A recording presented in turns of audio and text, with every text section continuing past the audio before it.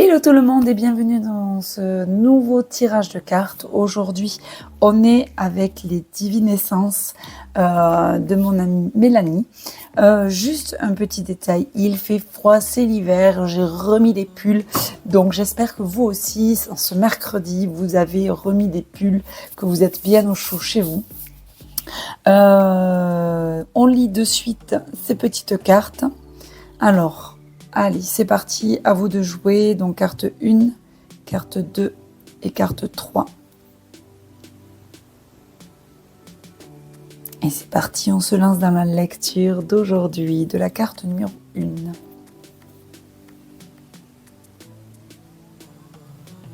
Ok.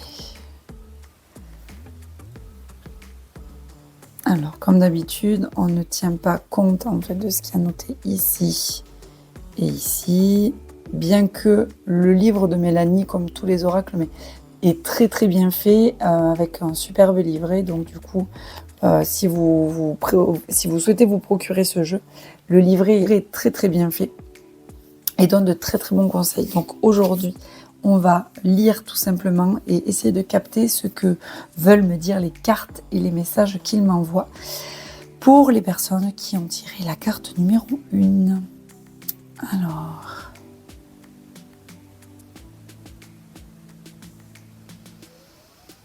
ok. Alors, aujourd'hui, le jeu, il vous dit bravo. Bravo, parce que vous avez réussi, après moult aventures et péripéties, vous êtes arrivé à vous affranchir d'une épreuve, à dépasser une étape, à débouler dans un nouveau monde, dans le sens où tout ce que vous aviez mis en place, les graines que vous aviez semées, ça y est, enfin, elles se sont mises à germer. Et là, en fait, c'est presque le temps des moissons, dans le sens où tout le travail que vous avez abattu depuis de longues semaines, de longs mois, même de longues années, là, enfin, il y a un résultat que vous allez pouvoir toucher, célébrer. Vraiment, ce ne sera pas juste toucher du bout des doigts. Vous allez vraiment le vivre et très intensément. Donc, et cette carte, elle vous dit bravo parce qu'en fait, toutes les petites marches que vous avez gravies tant bien que mal depuis tant d'années, enfin, elle va vous amener quelque part au sommet d'une pyramide que vous aviez envisagée il y a quelque temps. Et vous... presque, il y a des moments où vous vous dites non, c'est pas possible, ça y est, j'y suis arrivée, quoi. Alors, c'est pas la fin de quelque chose, c'est le début d'autre chose. Mais en tout cas, voilà, il va falloir remonter des marches, arriver de nouveau à des sommets de pyramides. Mais là, en tout cas, ce qui se passe, c'est le premier palier, en fait, de cette nouvelle vie ou de ce nouveau projet que vous avez mis en place. Ça y est, il est à la phase numéro 1. Il est abouti dans la préparation, entre guillemets, ou alors pour même celles qui ont choisi la carte numéro 2, la carte numéro 1, pardon, en effet, celles qui ont choisi la carte numéro 1, finalement, en fait, peut-être que vous êtes arrivé au bout vraiment d'un projet qui vous tenait à cœur, et en fait, ce projet-là, vous allez ensuite dans la continuité, mais ça va aller encore plus loin encore. Donc bravo à vous d'avoir maintenu le cap, d'avoir été présente à ce que vous faisiez et de n'avoir rien lâché, même quand il y a eu des bas, des plus que bas. Donc bravo. On passe à la carte numéro 2.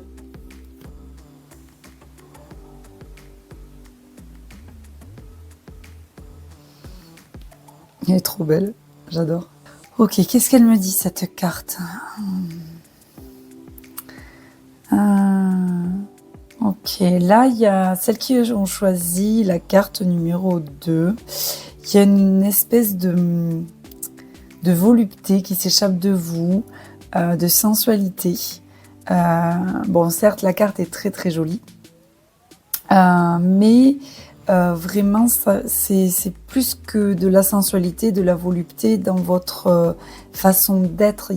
C'est comme si en fait vous aviez accepté votre part de féminité, mais la femme sensuelle en vous.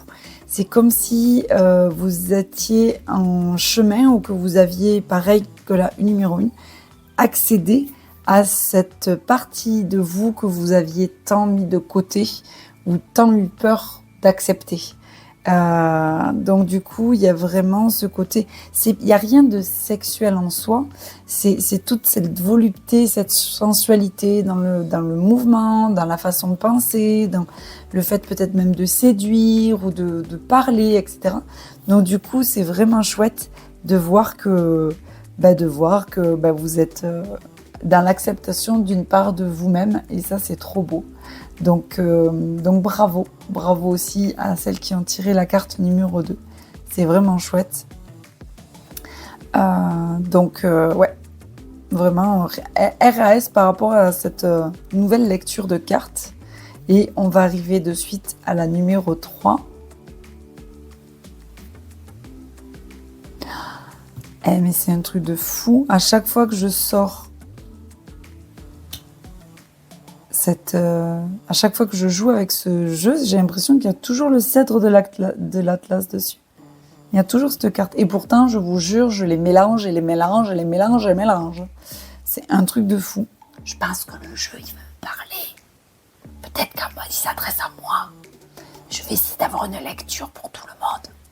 Notamment pour celles qui ont choisi la carte numéro 3. Ok, on se recentre. Carte numéro 3.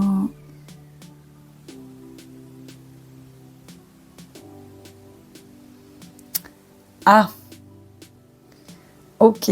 La carte numéro 3, en tout cas, celles qui ont choisi la carte numéro 3, il y a une espèce d'avertissement en disant « Qu'est-ce que vous foutez avec l'argent ?» Il y a une relation assez particulière avec l'énergie argent. Et ce qui se passe en fait, c'est que le mot qui me vient, c'est comme un feu de paille. C'est-à-dire que dès qu'il y a de l'argent qui rentre, ça s'évapore comme un feu de paille en fait. Il n'y a plus rien. Donc du coup, ce qui se passe, c'est qu'il va falloir travailler au niveau des constellations familiales, au niveau de vos mémoires transgénérationnelles, ce qui s'est passé avec l'argent, la relation que vos ancêtres ont entretenue, notamment les hommes de votre famille. Si vous êtes l'aîné, vous portez sur vous l'énergie en fait de votre lignée paternelle. Et donc du coup, ça peut expliquer s'il y a eu des problèmes d'héritage, des problèmes de, je sais pas moi, de perte d'argent ou le fait de dénigrer l'argent justement parce que votre famille n'en avait pas et se faisait malmener par ceux qui en avaient à l'époque, je parle. Donc du coup, il y a des croyances limitantes qui peuvent être dues à votre lignée, notamment paternelle. Mais ce qui est bien, c'est de ne pas leur en vouloir en fait. Ce qui est bien, c'est de juste identifier ces mémoires. Peut-être dans votre arbre généalogique, essayer de voir en fait ce qui s'est passé ou des histoires, ou demander peut-être tout simplement à vos parents, s'ils sont encore parmi vous, du coup, qu'est-ce qui se passe avec l'argent, quel est leur rapport à proprement parler avec leur argent, quelles sont leurs croyances et lesquelles vous validez inconsciemment ou celles que vous dites même à vos enfants ou à vos proches.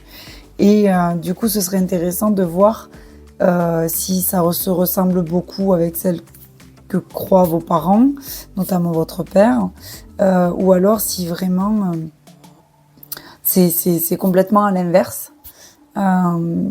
Mais ce que la carte, elle vous demande, c'est vraiment d'être doux avec vous-même, avec votre lignée également, parce que si vous avez des blocages avec l'énergie argent, ce qui se passe, c'est que c'est votre lignée qui fait ça pour vous protéger, parce qu'elle croit que, par exemple, que l'argent rend les gens mauvais. Moi, je peux vous assurer que quand vous êtes quelqu'un de bien et que vous avez de l'argent, vous allez en faire quelque chose de bien. L'argent ne rend pas con, en fait. l'argent ne fait qu'amplifier vos qualités ou vos défauts. Plus vous êtes généreux, si vous êtes généreux, plus vous avez de l'argent et plus vous allez être généreux. Si vous êtes un con à la base, plus vous aurez de l'argent, plus vous serez con en fait. Voilà, l'argent est un amplificateur, aussi bien de qualité que de défaut. Donc du coup, dites-vous que si vous considérez comme quelqu'un de bien et que dans votre famille on vous dit que l'argent c'est sale ou l'argent rend les gens mauvais, aigris, avares, etc., c'est faux. Donc essayez de voir un petit peu quelle est la lecture que vous avez de l'argent et essayez de voir en fait vous à quel niveau de générosité, de bienveillance vous êtes pour vous dire, punaise, si je suis généreuse là alors que j'ai pas beaucoup d'argent ou que j'en ai, voilà, mon Dieu, mais à quel point je vais l'être encore plus quand je vais en avoir plein. Et donc du coup, ça peut libérer certaines croyances.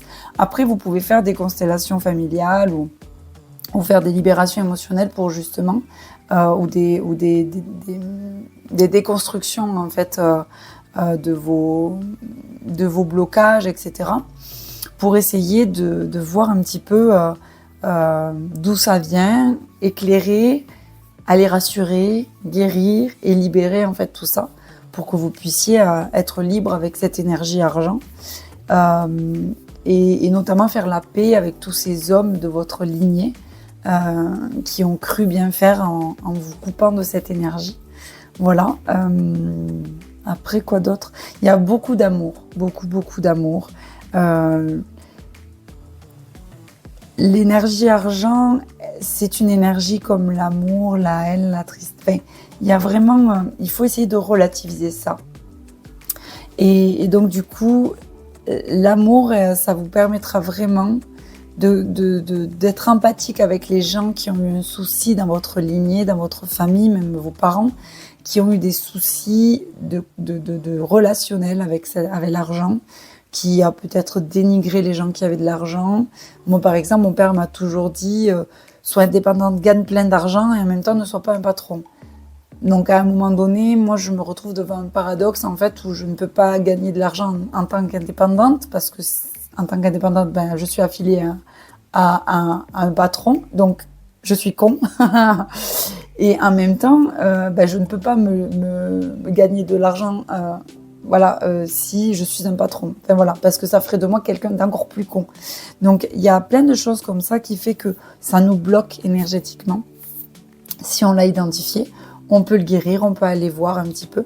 Et puis redonner un petit peu à César ce qui est à César. Donc redonner en fait ces croyances, les injonctions, les peurs que nos parents nous ont léguées consciemment ou inconsciemment. Et donc du coup on relègue tout ça, on s'en libère, on s'en délie et du coup on travaille quand même là-dessus un petit peu pour pouvoir avancer sereinement par rapport à ça. Donc cette carte, elle vous met juste en lumière en fait cette énergie argent qui peut-être pose problème. Ça peut être l'argent, l'effet inverse, vous avez trop d'argent, mais vraiment l'expression qui m'est venue quand j'ai tiré la carte, c'est comme un feu de paille. Donc peut-être que l'argent vient à vous facilement, mais que c'est comme un feu de paille, vous savez pas ce que vous en faites, vous le brûlez. Vous avez une espèce de dépense, voilà. Donc là, pareil, il vous faudra essayer de creuser un petit peu pour voir pourquoi vous dépensez autant, dans quoi, si c'est des objets de compensation, si c'est dans l'alcool, si c'est dans des vêtements, si c'est dans des breloques, si c'est dans des voyages, enfin peu importe. Mais en gros, il vous faut essayer de voir un petit peu où va cet argent et essayer d'identifier la problématique. Faites-vous aider par rapport à ça. Il y a des money coach, il y a des psychologues, il y a des thérapeutes aussi qui peuvent vraiment prendre le problème de façon holistique également. Donc, n'hésitez pas. Voilà, un petit récap juste rapido. Donc, la première, c'est félicitations, vous avez gravi les marches et vous êtes arrivé là où vous vouliez. Maintenant, il y aura d'autres marches, d'autres étapes dans votre vie. Mais cette carte, elle vous dit vraiment bravo. La deuxième, c'est encore félicitations d'avoir travaillé et accepté une part de vous qui est la femme sensuelle, vos velours, j'ai le mot velours, voilà, toute suave, voilà, tout en forme et tout, je sais pas comment, sensuel, mais pas sexuel. Il y a vraiment ce côté vraiment de douceur, de sensualité, voilà, vraiment le côté généreux de la femme, etc., que vous acceptez. Et troisième carte, c'est d'aller voir un petit peu ce qui se passe avec l'énergie argent avec vous au niveau de votre famille, pour que vous puissiez être plus libre, pour pouvoir vous libérer peut-être de certaines croyances liées à l'argent. Voilà, que de belles choses, entre guillemets, voilà, que des encouragements, des bravos, des félicitations, des pistes à suivre. Donc, du coup, quel beau programme pour ceux qui ont choisi les différentes cartes aujourd'hui. Sur ce, je vous laisse, je vous dis à mercredi prochain et vous dis à très vite. Profitez bien de ce